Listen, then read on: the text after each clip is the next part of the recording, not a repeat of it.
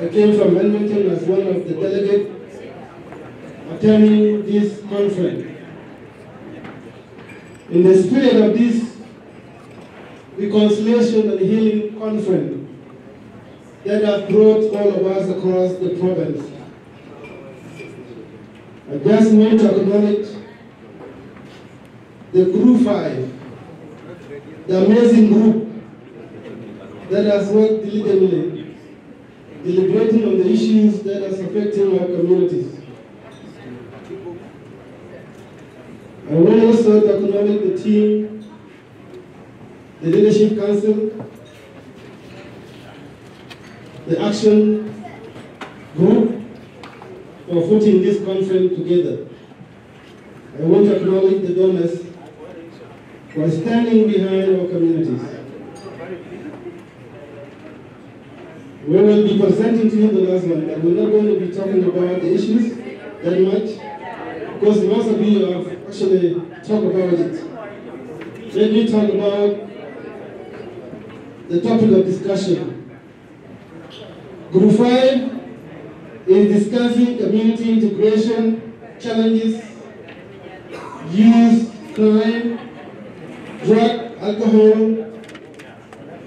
and gun-related violence. For the last 5 years, our community has gone through a lot of death, drug overdose, community gang violence, crime, and that's why we are here today.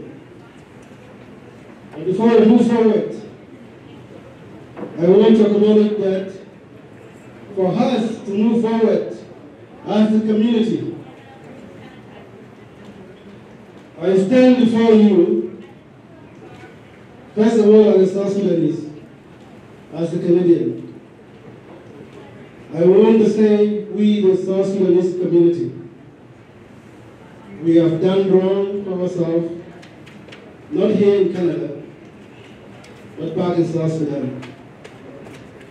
These are the spirit of reconciliation, that the killing that happened within our communities need to be acknowledged.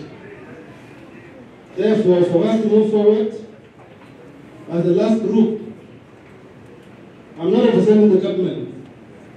I cannot apologize behalf of the government. But I can present myself as a man, as a father of the 4, that has also married from a different tribe, that acknowledgement of wrongdoing has happened in South Sudan, and therefore we owe ourselves a great deal of apologies.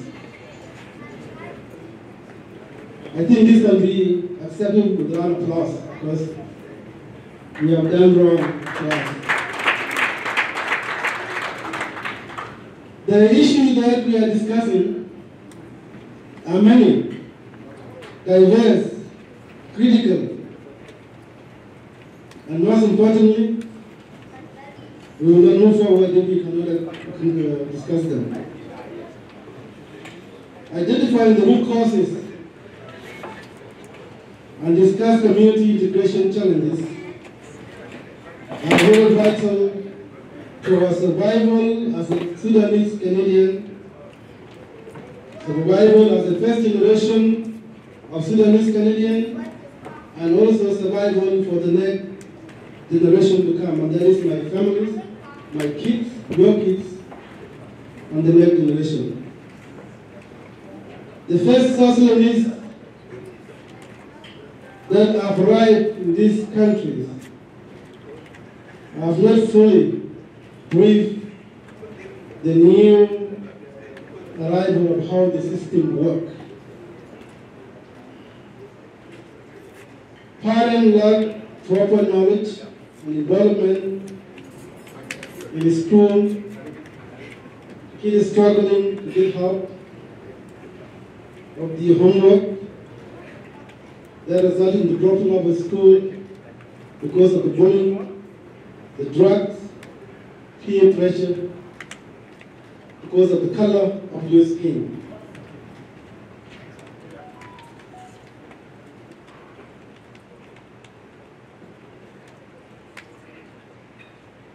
We are struggling parenting in two cultures. I myself am struggling parenting in two cultures. How to discipline my boys compared to how we discipline them here.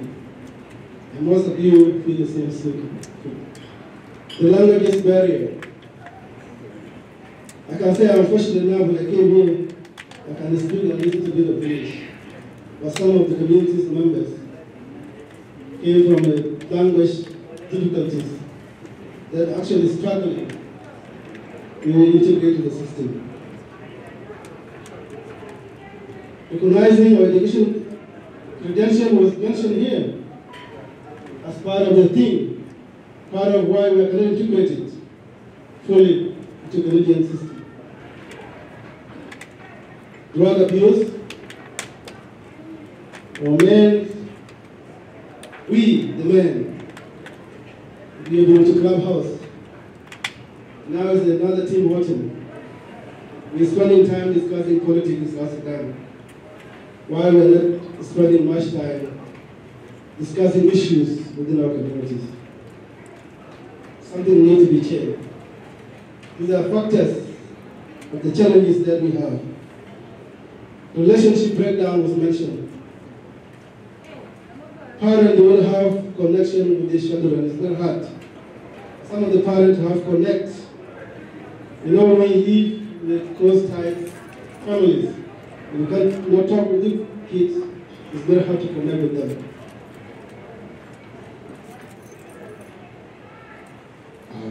The other thing also that we discuss that also comes as a result of integration challenges is the PST, post-traumatic stress disorder, and cultural aspect.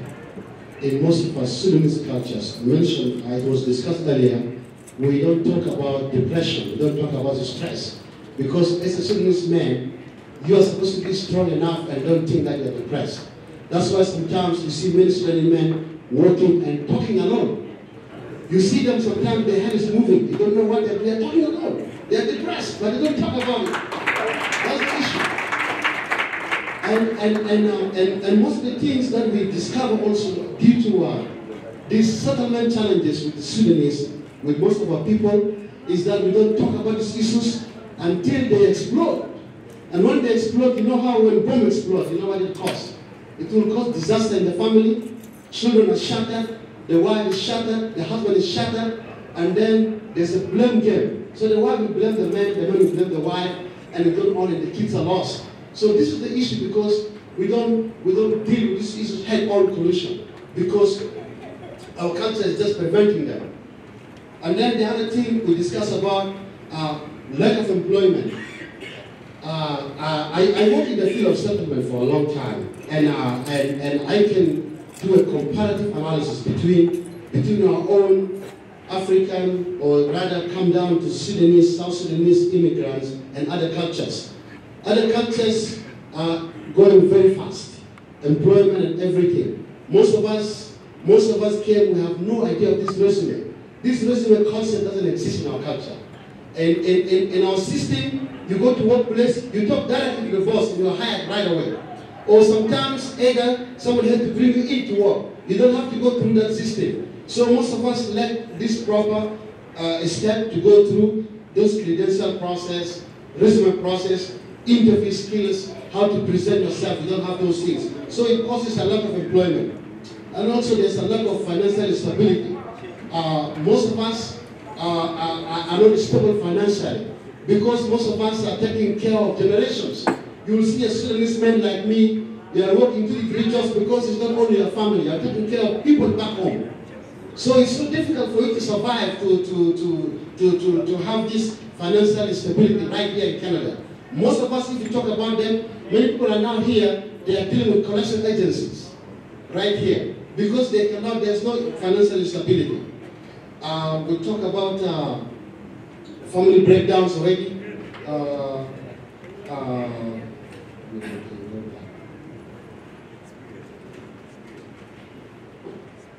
The other issue that I mentioned before with other people, I don't want to repeat them, you can read by yourself, but there is something that is very important that I want to emphasize about integration. we have in the area of settlement, we deal with three things. There is settlement, integration, and assimilation. Assimilation is very dangerous because assimilation means you have to fully assimilate into Canadian culture. You can assimilate. Assimilation means you have to be like fully white Canadian. Do you understand what I mean, Canadian? Let me talk clearly. We have me, myself as an immigrant Canadian, we have as a white Canadian. So for you to be fully as a white Canadian is impractical. You can assimilate. And that's what happened with the native when they tried to assimilate the native into Canadian. It didn't work. It's impossible, it cannot work, you run into trouble. But you can integrate. You can integrate into this culture. Integrate is like you're merging from highway into the main highway. But you're still maintaining your land, but you're in the highway. Do you understand what I mean? So you can integrate, but you still maintain your culture and you keep this culture as well, so you can learn well. But most of our youth try to assimilate into Canadian system and they fail, they cannot. So be careful. You cannot assimilate, but you can integrate for sure. So then the problem, most of us are not even integrating because we are two legs, as I say. One leg in South Sudan, one leg in Canada. And you keep walking, the ocean is expanding. So you're going to crash. You're going to crash. So that's why most of the Sudanese men think they are temporary in Canada. This concept is wrong. You have to reform your mind and live here fully. Most of us think they want to go back home. You go back home, suddenly there's go back home, you run back to Canada. And when you run back to Canada, the wife kick you out of the house. Right? So this is the issue. How many men that went back home and now they are not in their houses? Why? First of all, your wife needs emotional support. Your wife needs you every day. Imagine living that gap. Be careful, man.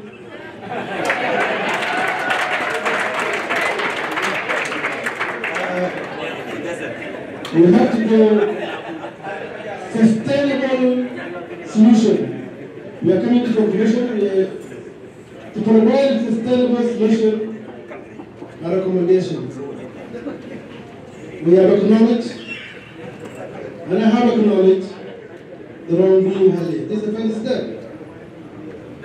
The second step is to partner with law enforcement in this country. Our kids are involved in crime. Our community is disconnected. You know, when police come to you, they will apply the law fully. So for us to work in partnership with the Canadian police, with the city municipality, it needs involvement of our communities fully to be able to partner with them. Here, brothers. Yeah, the other thing that we say is very important, critical, is to involve women and youth into our community systems. Very important to involve youth and women. And we say it's better for us also to one time, and I volunteer myself to be part of that coming, to organize youth conference. Only youth conference. And then we, the elders, we can sit down and listen and back up the youth conference. So we need to understand. And then also, we also think it's better to also organize women conference here in Calgary. And then women can bring up their issues. Also, this is very important. We talk of also encouraging South Sudanese. If you're still strong enough, there's an age limit. I'm still young, by the way. but the age limit, especially our South Sudanese and youth, let us join police forces. Let us join the mission. Join Canadian military. Join the forces. You're not going to be taken to Iraq. Don't be afraid. Let us join. Also, we talk about the issue of community centers, and we say we need to mobilize community resources so we can have a funded leadership. Most of our leaders are working part-time to community issues, and it's not effective. So most of them, as I say, very rare you'll find a Sudanese man working one job. If there is one in Calgary, you are a lucky man. Very rare. Most of them are working 2 or 3 jobs. You see, they have family and they have community. So these are all voluntary basis. But if you have a funded resources, we can fund them. If they need part-time, 40% to be paid, then they can fully involve the community issues. We talk about, this is a long-term goal, to have a community lawyer. So if there is any issue in the community, how many cases we have issues of young men die, the investigation process ends, we don't know even the causes. Sometimes we are not told what killed them, we don't know. But if we have community lawyer, we'll be able to find out, dig out some of this system, to find out. We say practically our women, based on our cultures, are not equipped. So we need to make sure we empower our women. And we say this all begins with men in their home. Please empower your wife so your wife can also come to the community, because if you don't empower your wife at home, then we will not have a strong community. So everything starts with the family, the foundation. So also we need to include every of this process into the structures. I think the other paper that was handed to us by the steering committee to do the structures, we agree with all those points, and we have these points. But due to due to time factor, there is something that we came up in our communities which says, instead of going to each city and creating a new task, it will be double up, because we already have, in most cities, we already have communities established.